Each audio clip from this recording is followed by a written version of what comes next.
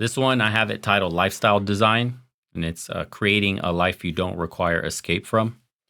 This is an issue that almost every man has today.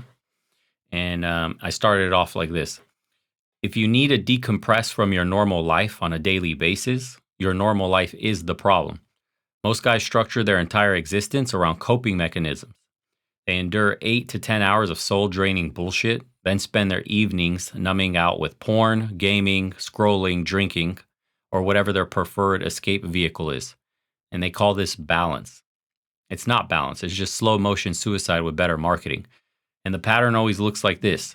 You'll wake up dreading the day, essentially. You commute in that shitty traffic, wondering how this became your life. And then you'll sit in a meeting that could have been an email, and you do work that feels completely disconnected from anything meaningful. And then you come home depleted. So you fire up the dopamine slot machine. And for guys today, that could mean Instagram, YouTube, or worse, OnlyFans, whatever the fuck you choose to use. And then you use that to forget that you just burned another day that you'll never get back. And you repeat this process until Friday, and then you binge drink through the weekend to cope with the fact that Monday is coming. You know, that's the life where you're building towards nothing. And it's a holding pattern, essentially, I guess you could call that, where you're white knuckling through until death or retirement. And this is, whatever comes first. And most guys live this life, if we're being dead honest. So what actually changes this is you have to build a daily structure where the baseline isn't suffering, where your default mode isn't something that you guys need to recover from.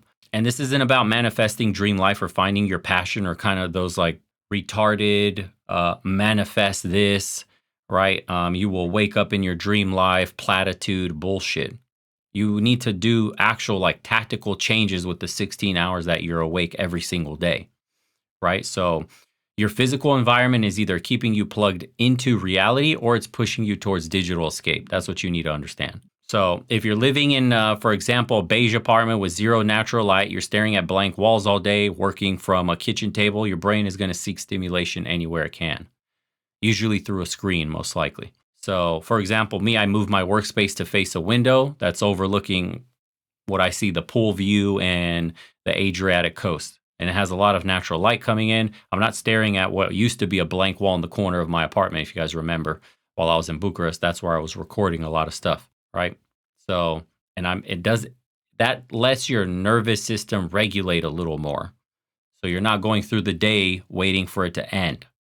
So another one is put your phone on a charger in another room overnight, not next to your bed. This is huge. My wife is addicted to keeping the phone out of the fucking way when she's going to bed. Literally, she's on some Bill Gates conspiracy. She thinks like the 5G waves are disrupting sleep patterns. She showed me conspiracy videos talking about 5G is destroying our brains. The Wi-Fi signals are fucking us up, disrupting sleep patterns, yada, yada, yada. So actually now, it's good health practices to not go to sleep staring at your phone. It's also great sleep or wakefulness practices to wake up not looking at your phone, the very first thing you do. So that's one of the most, I would say, critical for good sleep that I've done that has like a direct impact on how my day gets started and how my day ends, right? The difference is like most guys are already in their head about emails or notifications and already getting pissed, watching some short that already basically gets you emotionally charged before you go to bed or right after you wake up. And that dictates your day. That will literally ruin your day. Like how many times have you watched a short or some short form content and something's happening that pisses you off or you think it's like insane. And that just like you start to ruminate on this shit and you're just like, man, what the fuck? The world's crazy. This place is going to hell, blah, blah. That hijacked your brain. Like that's how the rest of your day is now going to go with those negative thoughts in mind. The second one is you need to include physical challenge in your day because if you have no physical challenges, you're going to feel restless and empty no matter what you do. Your body was built to do hard things.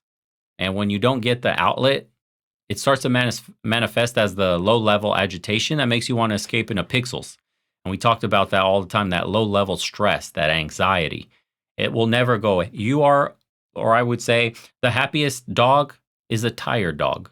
Anybody who's ever owned a dog knows this, that you have the same dog, one that got exercise every day and is really tired, is like the best behaved animal that you've ever owned. But you have a dog that sat in the house all day, starts chewing shit up, starts destroying couches, starts nervously shitting in places it shouldn't. Like, that's an animal coping with the fact that it is stressed out from not having an outlet for that energy, right?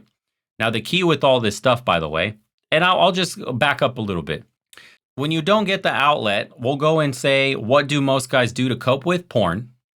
When you feel that restless energy, what do most guys do? Immediately try to watch some porn or relieve some of the anxiety.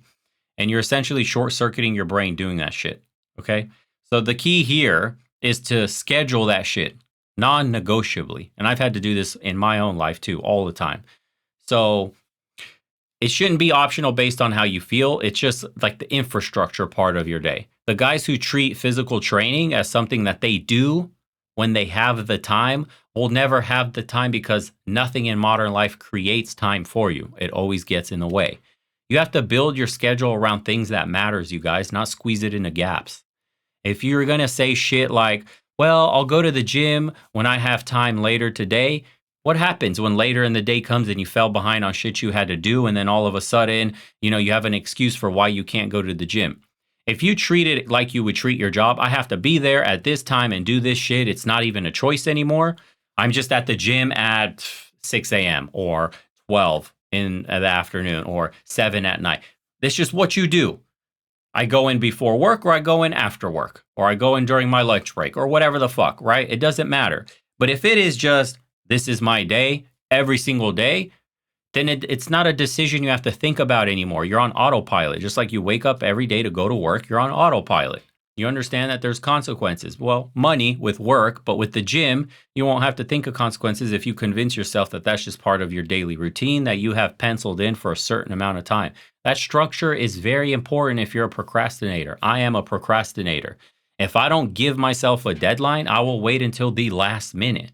And what happens when you wait until the last minute to do something? You get fucking anxious.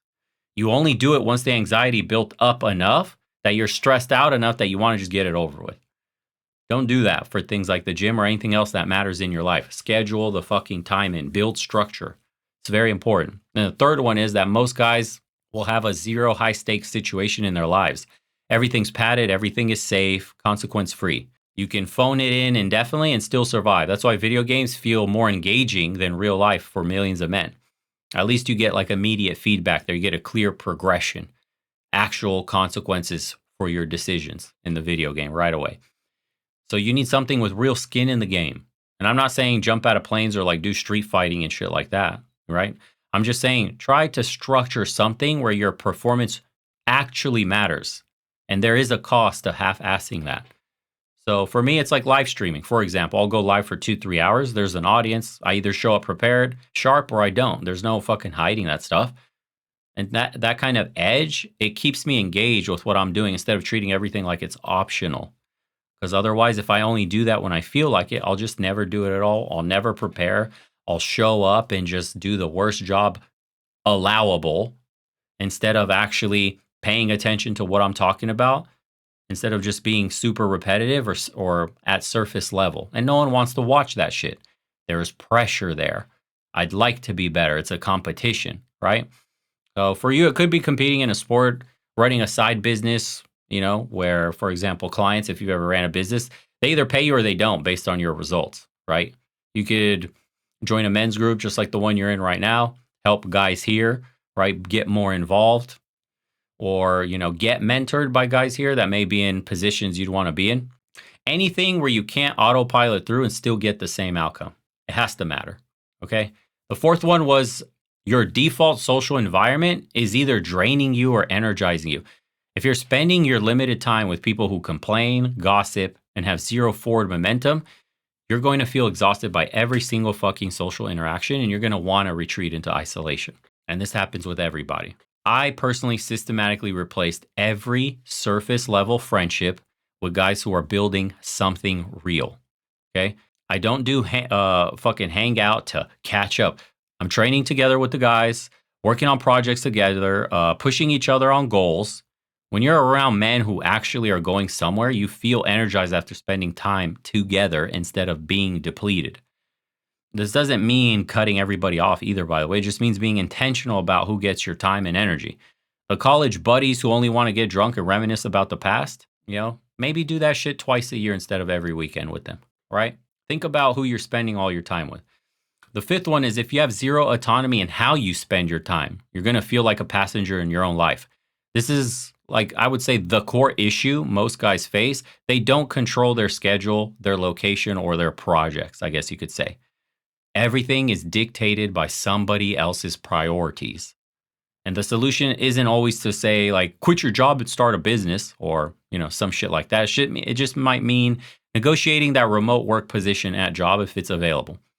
Right? Sometimes it's switching to a role that's more project based with that autonomy instead of like time based monitoring. Sometimes it's just building enough runway that you can take a month off without asking for permission.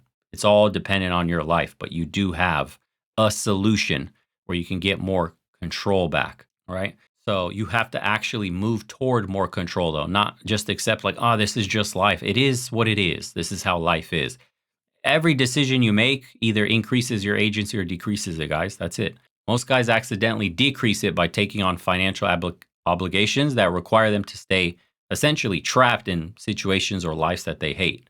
Keeping up with the Joneses or trying to look cool or trying to buy some excitement in your life, you most of the time end up making a bad decision that traps you in some way or another. So you need to calculate how many hours per week you actually have full control over, not free time where you're too depleted to do anything, hours where you're making real decisions about what happens next, right? And then start identifying what the single biggest drains in your life, in your daily routine. How much are you spending on your phone? What the fuck are you doing on Instagram? All this shit. All the escape mechanisms. How are you binging on anime? Are you binging on shows? Right? If you are scrolling 90 minutes of Instagram before bed, you might need to delete the app. That's fucking excessive, bro. You're spending literally 90 minutes before bed every day to help put you to sleep, right? Not use it less though. Literally like delete that shit off your phone. What do you actually need? Do you actually need Instagram? Ask yourself that question, right? You're essentially pissing away hours of your day watching other people's highlight reels. For what? Right? So same shit if your mornings start with like immediately checking emails or some shit from work before you even got out of bed. Leave your phone in another room overnight. It's a very simple solution. Start your day with something you control instead of reacting to other people's emotions. The worst thing you can possibly do, bros, the first thing is wake up, grab the phone, scroll short form content, get your brain hijacked. And then you wonder why your day is shitty. You're nervous, you're anxious, you're angry, and you're going into work with the latest reel that just literally hijacked you for the whole day. And you're going to be thinking about it, stressed out. Then you enter the feedback loop. You're going to open the phone later when work pisses you off, scroll some more, go back in the feedback loop of angry, and then you end the day with being in bed, scrolling through more slop and shit so you can go to bed angry or sad or anxious or scared or whatever it is that you're feeling. And then you start it all over again every single fucking day for the rest of your life. That's crazy. You got to pick your drains. Pick at least one. Cut it this week and just see how much time you get back so that you're able to do things that actually give you freedom, give you peace. Go for a fucking walk, dude, if that's what you need to do. It's nice to just go for a walk for 30, 45 minutes. There are beautiful parks around every single one of us. Bo, what you said about not having the phone in the bedroom, that's 100% fact. My wife, who's European, also, Is that a fucking but, thing with European women? yeah, I don't know. It's like the overseas chicks, but like we got married. This is like 3 years ago. We got married, and she like refused to have a TV in the bedroom. It's life changing. Not having electronics in your bedroom change your entire like sleep cycle. And now I like naturally fall asleep within minutes of just going in bed. You know, Yep. before it used to be just straight electronics, bright lights, and it went from me like completely just like being at odds with her to me being like, I can't believe people have TVs in their bedrooms, So I would second that recommendation. Get that stuff out of there. Yeah, it's big. Yeah, she doesn't want any light in there either. Pitch black, Sleep completely Exactly. covered. Yeah, and it really does help, man, a lot. You really do fall asleep within minutes of hitting the Exactly. pillow. Yeah, before I used to do the same shit. I sleep with my phone literally charged next to me on the nightstand, fully brightening up the room with like notifications on silent, checking it in the middle of the night or before sleep. I'd be on the phone for a couple hours probably just to get me to fall asleep, checking dumb memes, fucking Instagram DMs, all that shit. It has such a negative effect on you. People don't have any idea. Of course, she may be going extreme with the whole like, Wi-Fi and all this shit. She used to remove the at her apartment when we were there, she would turn off the fucking router, the Wi-Fi, completely unplugged it. She's like, I don't want these fucking things hitting my brain. She's like, these things cause cancer. She even is telling me I stop wearing AirPods. And apparently there's actual studies that show you like the some electromagnetic interference from the waves and all this other shit, the wireless connections do fuck your brain up. They say it is minute within safe levels, but what are we going to trust safe levels after we've heard so many things are supposed to be at safe levels? And then you're seeing funny shit too. Like this is where it kind of clicked in my head. There's a bunch of pro basketball players or NFL players, and there's a trend now. If you've noticed, a lot of them are wearing wired earbuds. You notice that a lot of people are wearing wired earbuds now, at least at the elite professional level. And those guys are pretty, tuned in to kind of the latest science and research on this kind of shit to stay up on performance because they got world class physicians and all these people training them and shit doing sports science. So it's like, bro, is this fucking up our brains in some way? Because we know if you keep your phone in your pocket, it'll cook your balls. Like we know that already. You're not supposed to have your phone in your pocket next to your nuts, right? So it's like, why wouldn't it be, you know, why would it be any different if it's by your ear on your head or you're sleeping with it next to you on the pillow? Some people sleep with their phones quite literally like under their pillow and shit. It's fucking strange. Yeah. So I second that. I removed it. Sleep has gotten much better. Wakefulness has gotten much better. Yeah. Major hack in the world today. And some people sleep with weird lights and shit like that blinking all the time. They got all their electronics in their room. Being in the pitch black darkness with no fucking light it's a big help. Along with the sleep stuff, like what you were saying about being physically active, challenging your body. I used to be a data engineer for a few years, and you're just like sitting, on camera on Zoom calls all day. But then Mm-hmm. I'm working a blue collar job now, and it's like it's just night and day what your physical body kind of like experiences. You're physically exhausted, and it has this long term impact on your sleep, how you wake up, and how you're feeling.